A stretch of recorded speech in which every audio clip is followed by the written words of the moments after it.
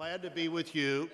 Glad to follow my friend Senator Klobuchar. She and I do lots of legislation together. We co-chair the Adoption Caucus. We're working together on the Rules Committee, and the Senate doesn't have many rules, so what the Rules Committee does is sort of run the Senate on a day-to-day basis. If there's a police challenge of some kind, if there's a workforce issue to be dealt with, we deal with that, and I'm glad to do that. I'm glad to be with you. President Schaettberger, great to be introduced by you. This is not the first time I've had the chance to speak at this group, and each time I'm reminded of just exactly how straightforward and no-nonsense your president is.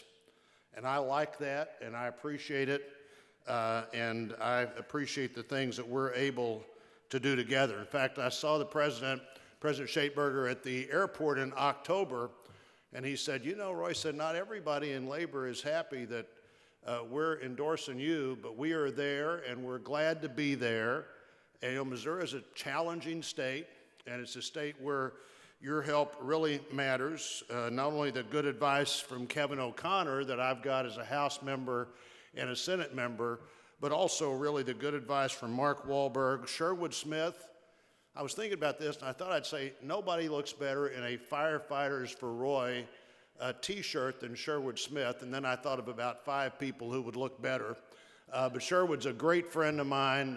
Those firefighters in every parade we did in the summer and fall were there, and truly it was always my favorite moment of the people marching with me to see those Firefighters for Roy shirts, and not only did I appreciate it, but I intend to live up to the confidence that you've put in me by your endorsement, by your advice, by your friendship.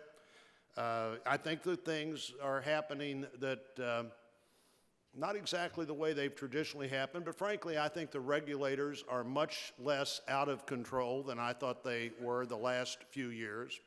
In our state, we had a couple of rules, the Waters of the U.S. rule, where the EPA was going to have to approve everything that involved water, from repairing your driveway to whether you could set a utility pole to God knows what else. And under our state, under their definition of what navigable waters meant, 99.7% of Missouri would be included under navigable waters. Now, we have a lot of water, but I guarantee you 99.7% of our state isn't navigable.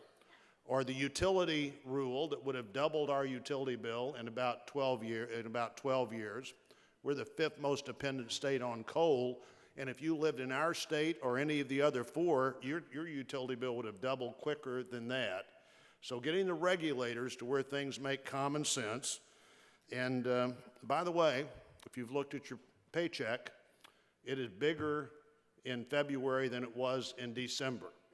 And I'm pleased with that. I think it will make a difference for my families I represent, and all of you.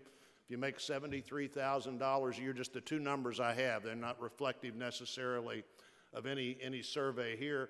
But if you make $73,000, a family of 4, you get a 70%, a 50% tax cut. You're going to have $200 more a month this year than you would have had last year. If you're a single parent, you make $41,000, you get a 70% tax cut, and you're going to have $130 more, $1,300 a year rather more than you had last year. Now, some people say $100 or $200 doesn't make a difference. My mom and dad were dairy farmers.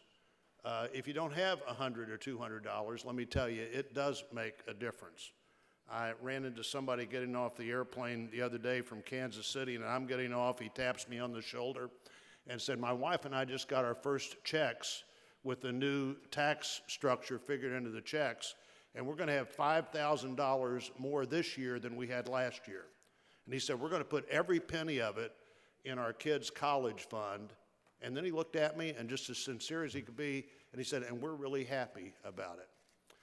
The Boone County clerk in Columbia, Missouri, ran their payroll, the first payroll with the new figures in it. They have 485 employees. The average Boone County employee is going to get $150.54 more this year every month than they got last year. And many of those employees are part of a 2-income family, and so That first $1,800 probably adds some more money, adds into that. And it does matter for families, and I'm going to fight for your families just like I'm going to fight for families every day. I really appreciate all you do. I appreciate what you're willing to do. I appreciate the challenges, the new challenges. One of the things, and by the way, I know Secretary Acosta was here. I chair that committee that appropriates funds for the Department of Labor. I think, and I'm going to follow up and see what you think, I think that he's going to be a very reasonable person when it comes to the issues that you and I care about that affect you and your family. But another thing we're looking at is the opioid crisis. Now, if you're a fire department that also has a first responder unit attached to that, you're 3 times more likely, I understand, to respond to an overdose call than you are a fire.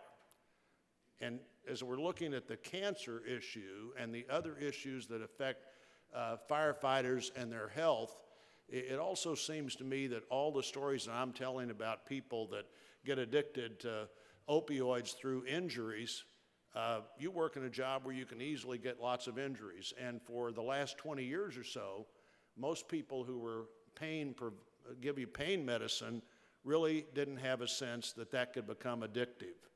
So whether you have an addictive problem because of what you do, or a post-traumatic stress problem because of what you do, or a cancer problem, and I'm glad to be a co-sponsor of that bill, I'm pretty sure that lots of things get a lot more dangerous if you set them on fire than they were before. And not just what you breathe in, but what you absorb. Back to the opioid, you know, some of these first responders now, you touch somebody that is dying because they got fentanyl, you can get that by just being there in the room with them, and what you do and how you do it matters. And whether it's the SAFER grants or the AFG grants, which we've extended, now we just need to be sure that they're properly funded. Whether it's those grants or the cancer registry, let me assure you that Congress is taking what you do seriously, and we're going to do our best to see that we get that registry done. There's a lot of sense of